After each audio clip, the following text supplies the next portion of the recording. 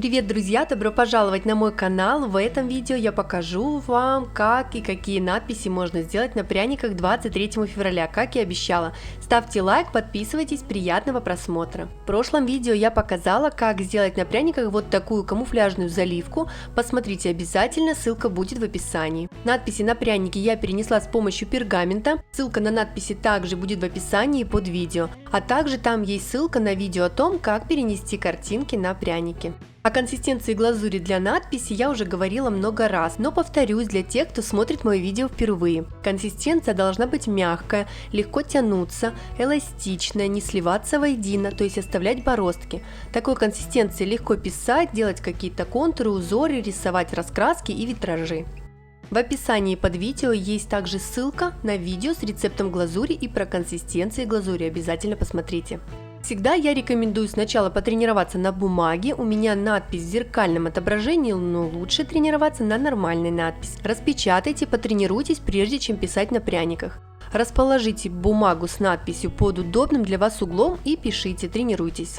В местах, где у буквы линия должна быть толще, нужно давить на корнет сильнее. Таким образом глазури выходит больше и линия будет шире при той же скорости движения руки. Здесь у тройки линия очень широкая и недостаточно просто давить сильнее на корнет. Нужно одновременно с большим нажатием на корнет еще вот такими колебательными движениями распределять глазурь в пределах рисунка, либо делайте линию уже.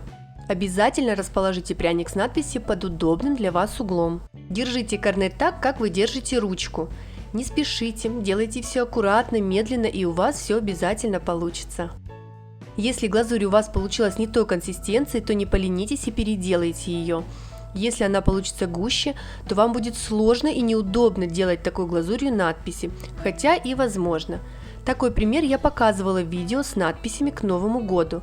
Глазурь там у меня получилась гуще, чем нужно. Я не стала ее замешивать заново, а решила показать, как ею неудобно и сложно работать. Обязательно посмотрите это видео. Если глазурь слишком густая, то линия будет тяжелая, не пластичная, будет ложиться не так, как нужно, она будет заламываться и гнуться.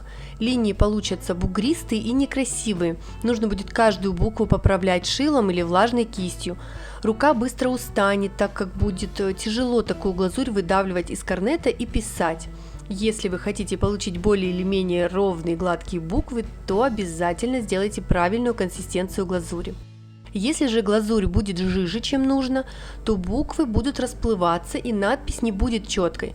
Такого примера у меня, к сожалению, нет, но в следующий раз, когда я буду делать подобное видео с надписями, я обязательно вам покажу такой пример.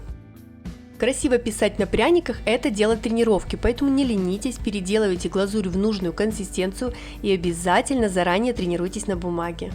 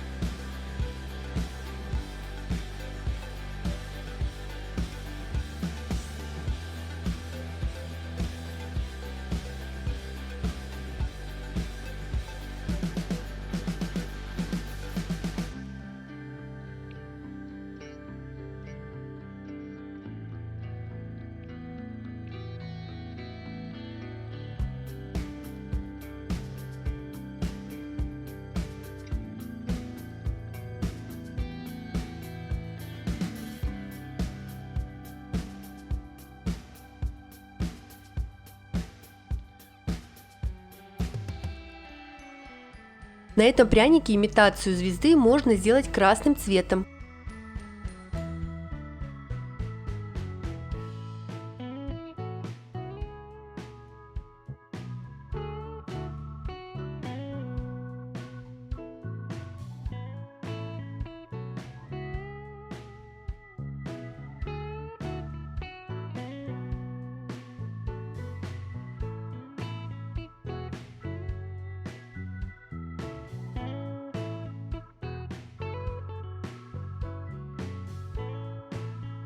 Я показала вам два варианта.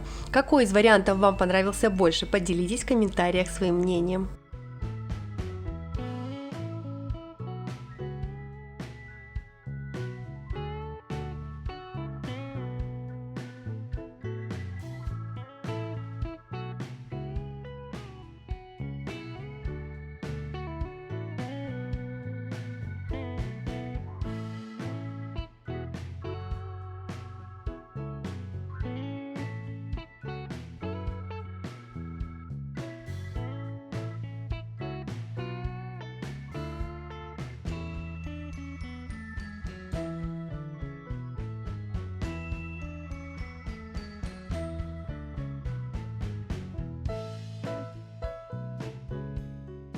Здесь также я покажу вам два варианта. В первом случае цифры 23 можно оставить без заливки, только с контуром, а во втором залить их глазурью красного цвета. Например, на белом прянике такие контурные цифры будут очень хорошо смотреться. Тоже напишите в комментариях, какой из этих вариантов вам понравился больше.